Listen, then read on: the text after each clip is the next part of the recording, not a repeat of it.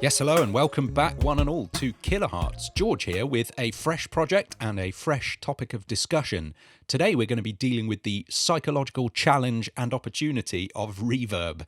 It's one of these amazing things where, especially with electronic music, you get the opportunity to place the listener into the space that you imagine for them, whether it's a realistic space or not. I'm going to show you 3 not so realistic ways to use reverb to create a kind of fantastical space and ambience for your electronic sounds today. So let's start off by just listening to a little bit of the project, and then we're going to try 3 interesting things.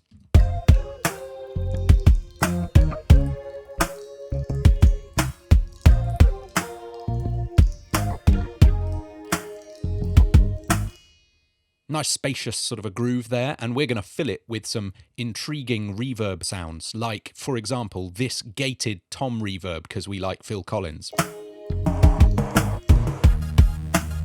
And or this pre-delayed reverb on the snare.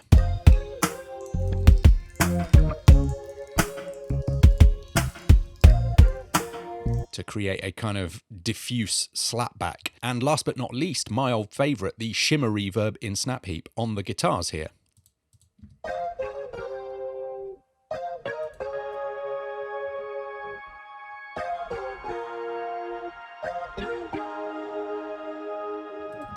So let's get to work. To begin with, how do we make an impact leading into the chorus with our 80s style toms? Well, let's gate the reverb on them, that's what I say. There's a great video about this from Vox, which I'm sure a lot of you have already seen.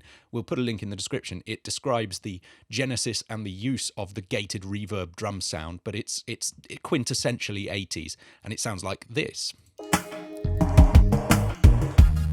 And without that reverb, the tom sound is itself pretty dull. It's just a simple tom sound that I adapted from the snare patch I made in Faceplant. So that looks like this. It's a lot of sine waves stacked up and detuned, and a little bit of noise over the top to create a kind of beta attack.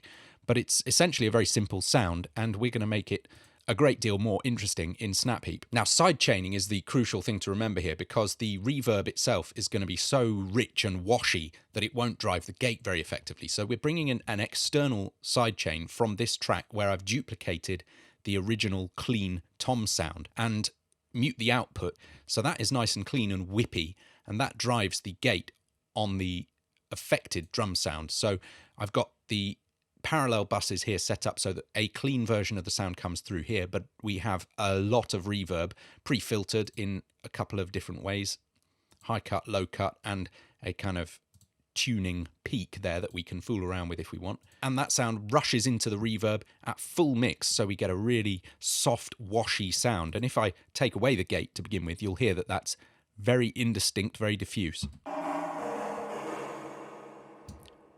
But when we attach the gate, which is driven by that unaffected sound, it should be lovely and whippy. And of course, we can play with the attack and release all we like. Then, of course, we just blend it back in with the original sound, which you'll see I'm panning here using the LFO, so we get a bit of motion left to right.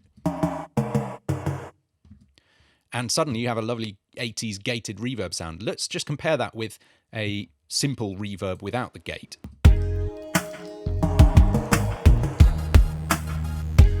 You can hear it's nowhere near as distinct or as characterful as when we have that gate opening and closing with the reverb and creating a pocket of ambience around those toms.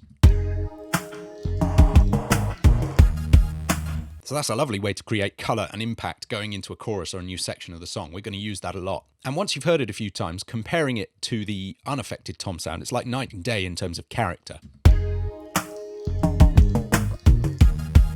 Not so exciting, right? Next, we're going to do something kind of interesting with the snare drum. We're going to do a pre-delayed reverb, which creates a kind of diffused and washed out slapback. So let's hear the kick and the snare on their own.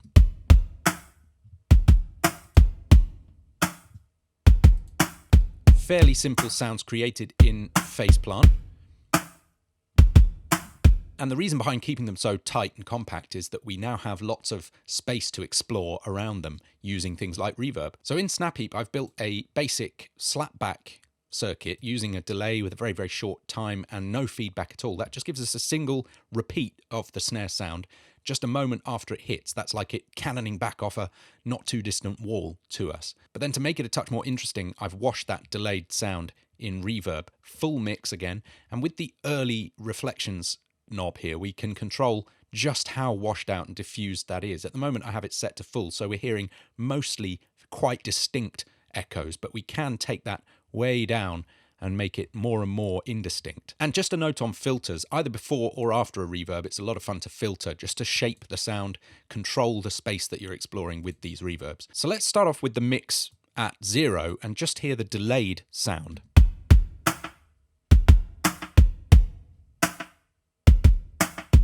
That's all well and good. That's a perfectly legitimate thing to do. It sounds very Sun Studios. But if we crank this reverb, we end up with something very different.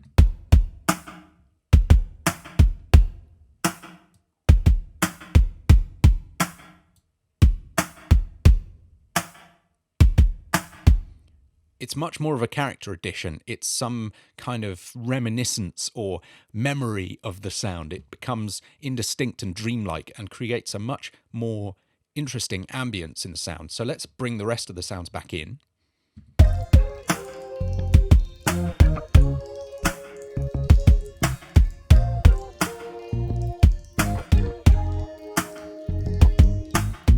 So with that simple addition, we've coloured the sound in a much more interesting way than just by adding a reverb or just by adding a delay. We've created a tuned, coloured sound that we can control and manipulate in all kinds of interesting ways. Like, for example, let's bring a slightly off-sync LFO in to control the pan of that echo so that we get some movement.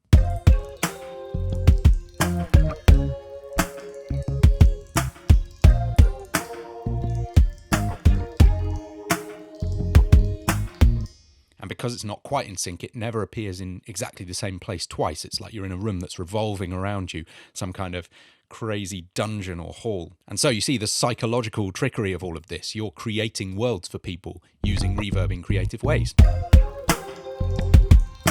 Finally, and you've seen me do this in previous videos in various ways, we're going to build a Shimmer Reverb in Heap. I think I've figured out a really interesting way to do it. I've got these Telecaster guitars all bussed together onto one track, and they sound like this.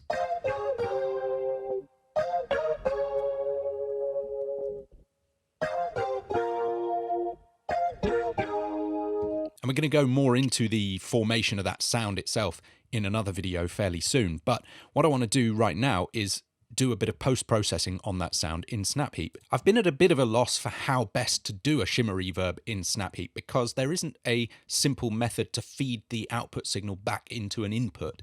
And that is a crucial element of Shimmer Reverb, is that the sound goes round in a loop which contains a delay, a pitch shifter, and a reverb, so that every time the sound comes back through the loop in feedback, it gets a little higher in pitch and a little more washy. So what I've decided to do is create a parallel pair here so that the unaffected sound comes through here. That just sounds like this.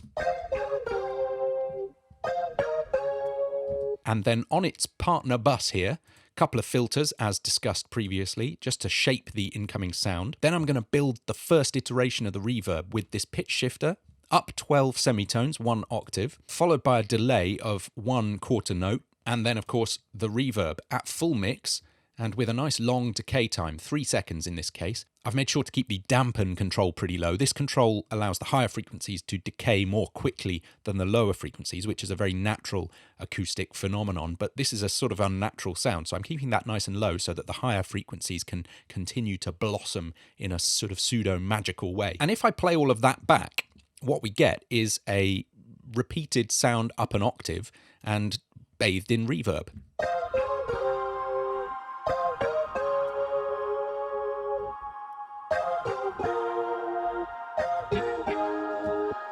Which is very nice, but it is not yet a proper Shimmer Reverb. It's just a nice octave reverb.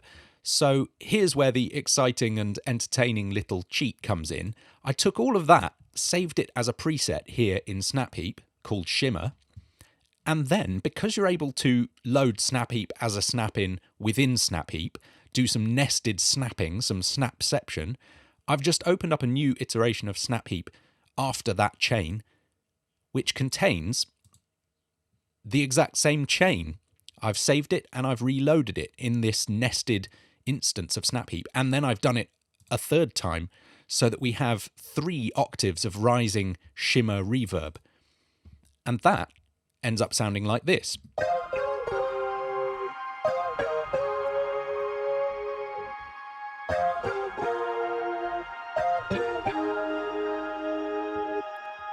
So with each iteration, the sound is delayed by 1 more quarter note, it's shifted up 1 more octave, and the reverb is reapplied to make it even more diffuse and washy. And of course, you don't have to stop at 3 times. I just felt that was enough for this particular sound, but you can keep going and going and going, and thus you create that illusion of a feedback loop at the very least. And I suppose it is, of course, a little bit of a feedback loop. We're feeding Snap Heap into Snap Heap into Snap Heap. So cheat code, there you go, life hack. And I think we're going to use that effect very sparingly in this particular project. So it's as simple as reducing the gain on that parallel shimmer bus, and we're back to an unaffected sound. But if and when we want that sound to blossom into its shimmery magnificence,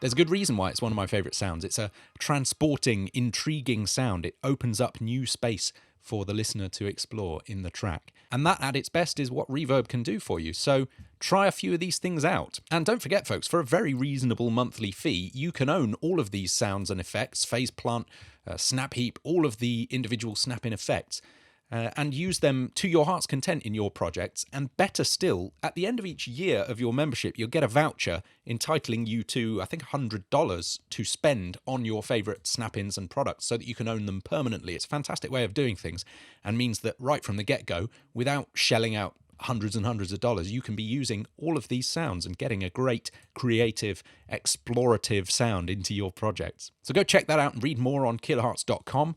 Don't forget to like this video and subscribe to the channel. It all helps out. We like to see it. Leave a comment with your favourite thing to do with reverb. And before you know it, it'll be next week and we'll be talking to you again. Looking forward to it. Have a good one and catch you later.